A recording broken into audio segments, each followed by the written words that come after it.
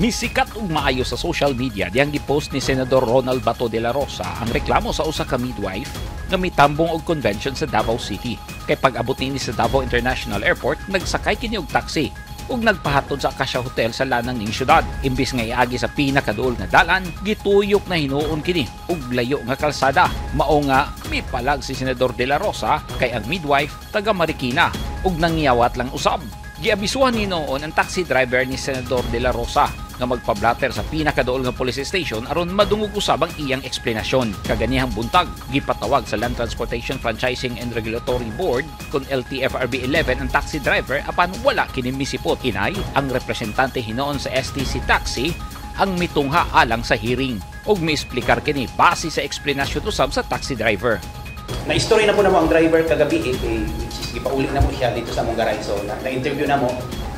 Ang iyang giingon nga gikan sa airport hantod nga nasabot na daw niya ang pasahero na may pinakaduol nga dalan which is ang Damosa padulong sa Acacia Hotel. So karon nasabot niya ang pasahero dili ta moagi diha kay traffic na nga ruta karon nga oras. So magpili taglain nga ruta para dili ta maipit sa traffic. So karon iyang giagi dito ang pasahero dito sa El Rio which is layo na siya nga rota padulong dito sa Acacia Hotel. So nagkasinabot man po daw sila sa pasahero, naka-metro man po daw sa nga wala man po siya nag-overcharge nga naningil siya which is dili related sa metro. So dito siguro na-trigger po ang pasahero nga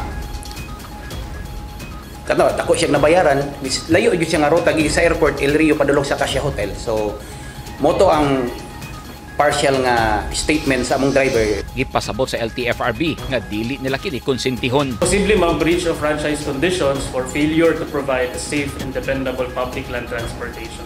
Depende man first, second, or third offense. Bupo na mo ang gina-identify pa. If first offense, the fine is 5,000 pesos. Nalusno og apel si Senador de la Rosa sa tara sa taxi driver nga wala nang anli kay maghatag kini og maot nga imahe sa Davao City.